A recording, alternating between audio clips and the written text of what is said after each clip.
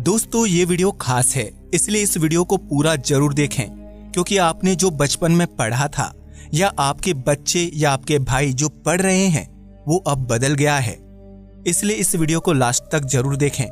समुद्र से हम इंसानों का विचित्र ही नाता रहा है, क्योंकि यही वह जगह है जहां पर जीवन की शुरुआत हुई थी।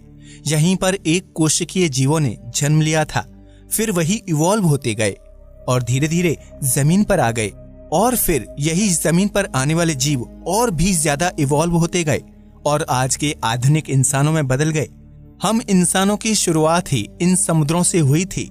आपको ये जानकर हैरानी होगी कि जितने अच्छे से हम चांद को जानते हैं, जो हमसे 3,84,400 किलोमीटर की दूरी पर स्थित है, उतना अच्छे से हम अपनी पृथ्वी पर मौजूद समुद्रों को नहीं जानते हैं, जो कि हमारे बहुत पास में है।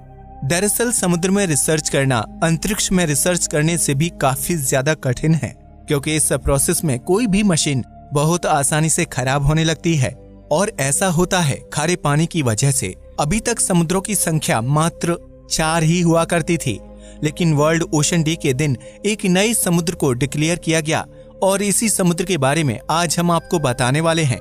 आज के इस वीडियो में हम आपको बताएंगे कि आखिर इस समुद्र को अलग से क्यों बनाया गया और किस क्राइटेरिया से इसको डिवाइड किया गया है। कई लोगों के मन में ये भी डाउट उठ रहा होगा कि हमारी पृथ्वी पर तो पहले से ही 5 समुद्र थे, फिर यह तो छठा समुद्र होना चाहिए, लेकिन ऐसा नहीं है। तो आखिर इसका मेन कारण क्या है, जानने के लिए बने रहें इस वीडियो के साथ। लास्ट वीडियो में हमने आपसे पूछा था कि मंगल के कितने चांद हैं, जिसका सही जवाब है 2, और उनका नाम है फोबोस और डीमोस। आप में से ज्यादातर लोगों ने इसका सही जवाब दिया, जो हमें बहुत अच्छा लगा। अब आपके लिए एक सवाल, समुद्र की अब तक ज्ञात सबसे गहरी जगह का नाम क्या है? याद रखिएगा और कंफ्यूज मत होइए, हमने जगह का नाम पूछा है, ना कि पूरी एरिया का। समुद्र हमारी पृथ्वी का 71% हिस्सा बनाते हैं, और समुद्र ही वह कारण है जिसकी वजह से हमारे ग्रह पर जीवन मौजूद है। सिर्फ इतना ही नहीं, समुद्रों की वजह से ही हमारे ग्रह को ब्लू प्लैनेट कहा जाता है। समुद्र का पानी करीब 360 मिलियन किलोमीटर स्क्वायर के एरिया को कवर करता है, यानी इतना एरिया जितने में आप 1 मीटर की लंबाई वाले 36 करोड़ स्क्वायर्स को रख पाएं। ऐसा कहा जाता है कि पृथ्वी पर मौजूद सभी पानी का 97% हिस्सा यह समुद्र ही बनाते हैं, और समुद्र का सिर्फ 20% हिस्सा ही वैज्ञानिक आज तक मैप कर पाए हैं। पृथ्वी पर मौजूद समुद्रों की एवरेज गहराई 3,700 मीटर यानी करीब 12,100 फीट है। समुद्र हमारे लिए सबसे ज्यादा जरूरी इसलिए है क्योंकि यह पूरी पृथ्वी के बायोस्फीयर को मैनेज करता है। समुद्र की वजह से ही हवाएं इधर उधर बहती हैं। इसकी वजह से ही इतनी तरह के जीव जंतु पृथ्वी पर पैदा हो पाए हैं। नई रिसर्च के मुताबिक यह पता चलता है कि वैज्ञानिकों ने समुद्र में करीब 2,30,000 अलग अलग तरह की जीव जंतु की जातियों को खोजा है, लेकिन अभी वैज्ञानिक पूरे समुद्र को नहीं खोज पाए हैं। इसलिए ऐसा कहा जाता है कि यहाँ पर करीब 20 लाख अलग अलग तरह के जीव जंतु मौजूद हो सकते हैं। ऐसा कहा जाता है कि कई साल पहले जब हमारी पृथ्वी एक आग का गोला थी और अपने एकदम शुरुआती दिनों में थी, तब बहुत सारे धूमकेतु हमारी पृथ्वी पर आकर गिरे थे, जिसकी वजह से उनके केंद्र में मौजूद बर्फ पृथ्वी पर मौजूद गर्मी की वजह से पिघलने लगी, और उसमें इतना ज्यादा पानी था कि वह सब पृथ्वी पर फैलने लगा। अब क्योंकि पृथ्वी बहुत ज्यादा गर्म थी, इसलिए वह पानी भाप बनकर पृथ्वी के ऊपरी छोर की ओर चला गया, और वहां पर जाकर उसने बादल बना लिए। कुछ पानी जमीन के नीचे भी चला गया और छोटे छोटे क्रैक्स में जाकर इकट्ठा हो गया। जब पृथ्वी का तापमान थोड़ा सा कम हुआ, तब इन बादलों ने पानी की बारिश करनी चालू की, और यह बारिश कई सदियों तक लगातार चली, जिसने हमारी पृथ्वी पर मौजूद इतने विशाल समुद्रों का निर्माण कर दिया। वैज्ञानिक ऐसा कहते हैं कि तब की बारिश इतनी ज्यादा तेज होती थी और इतनी ज्यादा मात्रा में होती थी जितना हम इंसान कभी भी नहीं देख सकते, और फिर इसी बारिश का कई सदियों तक होना ऐसे बड़े समुद्रों का निर्माण तो कर ही देगा। इसके बाद जो पानी पृथ्वी के नीचे क्रैक्स में चला गया था, वह भी ज्वालामुखी के द्वारा भाप के रूप में निकलना शुरू हुआ, और उसने भी बहुत मोटे मोटे पानी के बादल बनाए, और फिर से बारिश चालू हुई, जिसने और भी ज्यादा पानी को पृथ्वी की सतह पर इकट्ठा कर दिया। यह पानी हमारी पृथ्वी से बाहर इसलिए नहीं जा पाया क्योंकि हमारी पृथ्वी का गुरुत्वाकर्षण बल इतना भी ज्यादा वीक नहीं है। ऐसा कहा जाता है कि जो धूमकेतु हमारी पृथ्वी पर गिरे थे उनमें बहुत भारी मात्रा में अमीनो एसिड्स मौजूद थे, जो दरअसल प्रोटीन का एक फॉर्म है और इसके बिना कहीं पर भी जीवन उत्पन्न होना नामुमकिन है। यही अमीनो एसिड्स जब समुद्र के पानी में मिले तब जीवन की उत्पत्ति होना शुरू हुई।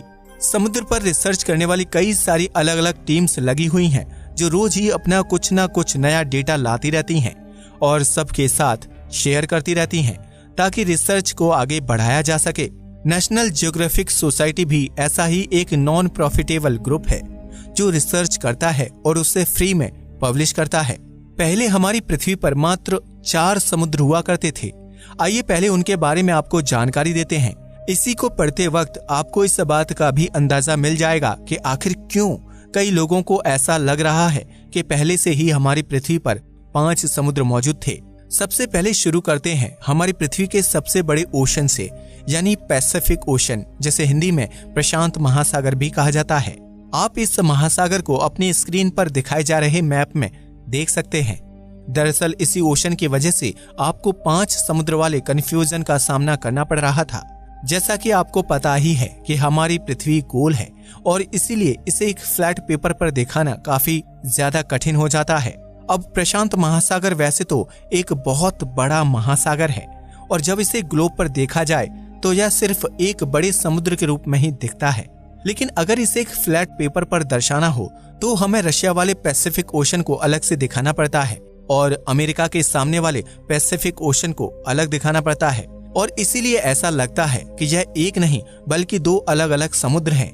इसी वजह से आपको यह एक ही जगह 2 लगते हैं और आप टोटल समुद्रों को 4 की जगह 5 गिनने की गलती कर बैठते हैं। आपका ऐसा मानने के पीछे एक और कारण हो सकता है। दरअसल यही कारण सबसे ज्यादा वैलिड भी माना जाता है।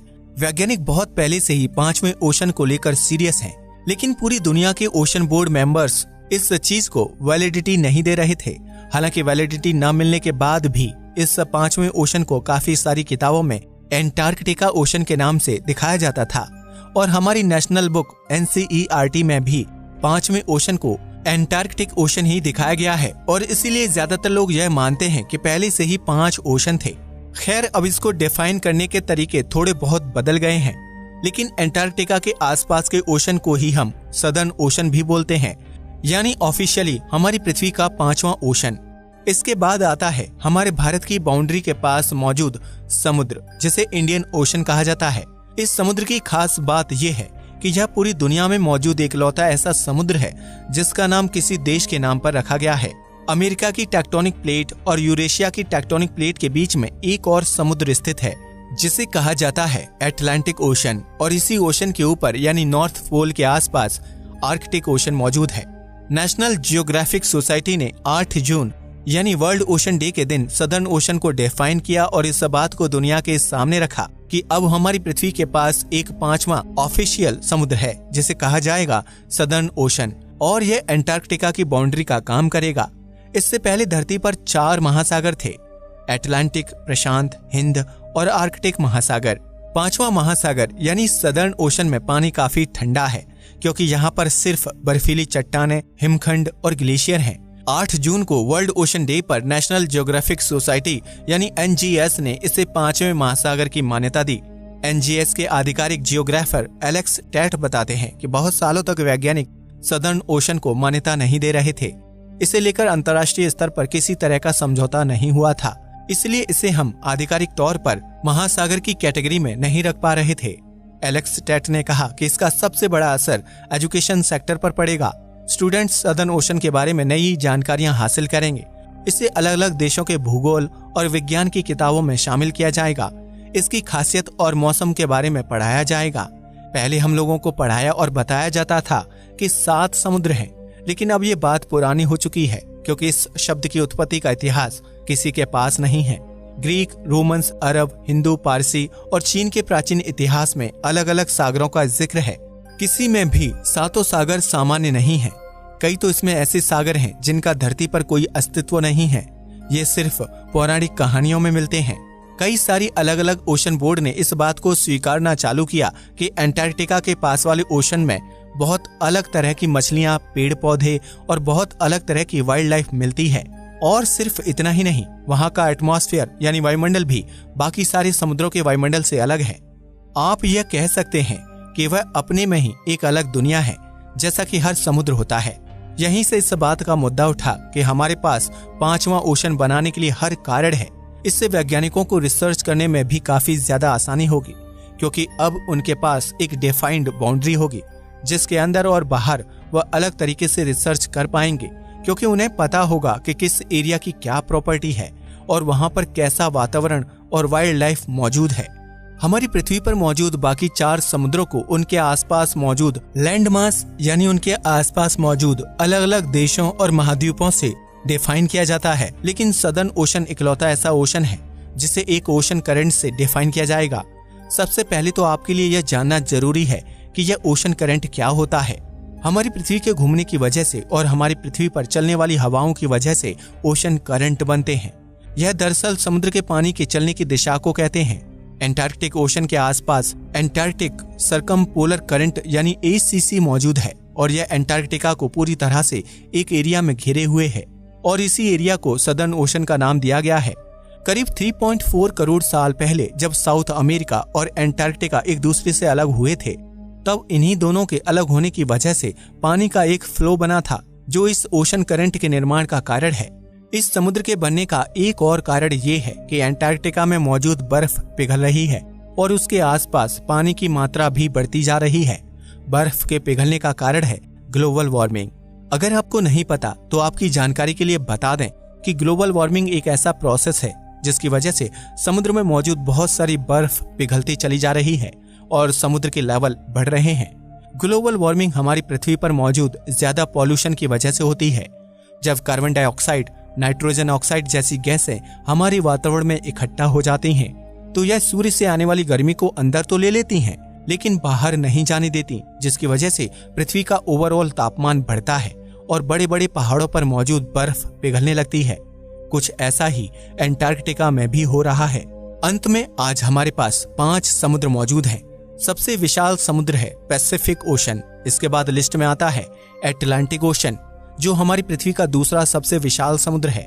3rd नंबर पर आता है हमारे भारत के दक्षिणी छोर पर मौजूद समुद्र, जिसे इंडियन ओशन के नाम से जाना जाता है। लिस्ट को आगे बढ़ाते हुए हमारे पास आता है सदर्न ओशन, जिसके बारे में 8 जून 2021 में ही ऑफिशियली अनाउंस किया गया है। इसके बाद आता है हमारी पृथ्वी का सबसे छोटा समुद्र जो नॉर्थ पोल में मौजूद है और इसका नाम है आर्कटिक ओशन। तो ये थी जानकारी हमारी पृथ्वी पर बने एक नए समुद्र की, जिसे एंटार्क्टिक ओशन से सदर्न ओशन का नाम दे दिया गया है और इसे ऑफिशियली कर दिया गया है। अब आप धीरे धीरे देखेंगे कि नए मैप और एटलस में इस नए समुद्र को दिखाया जाने लगेगा। वैसे देखा जाए तो यह हमारे लिए एक बहुत बड़ी खोज है और हमें तो इस बात के लिए थैंकफुल होना चाहिए कि हम ऐसे समय में पैदा हुए हैं जहां पर हम एक नए समुद्र के ऑफिशियली होने को देख पाए हैं। आखिरी बार नेशनल ज्योग्राफिक सोसाइटी ने 1915 में हमारी पृथ्वी पर मौजूद 4 समुद्रों को ऑफिशियली किया था और उसके बाद अब 8 जून 2021 को 5वां समुद्र ऑफिशियली हुआ है। उस समय भी नेशनल ज्योग्राफिक सोसाइटी 5वें समुद्र को ऑफिशियल करना चाहती थी, लेकिन तब इतना ज्यादा सपोर्ट न मिलने की वजह से ऐसा नहीं हो पाया। तो दोस्तों ये वीडियो बहुत ही खास थी, इसलिए इसको शेयर करना ना भूलें और अपने घर में बड़े और बच्चों को सबको बताएं कि अब से दुनिया में 5 समुद्र मौजूद हैं। इनके नाम क्या हैं ये हमने आपको वीडियो में बता दिए हैं। अगर आपको ये नाम याद हुए तो हमें कमेंट में लिखकर बताएं। आज के लिए बस इतना ही। हम मिलेंगे आपसे विज्ञान की एक और नई रोमांचक वीडियो में। तब तक के लिए अपना ख्याल रखिए, मास्क लगाइए और नई जानकारी सीखते रहिए। नमस्कार दोस्तों।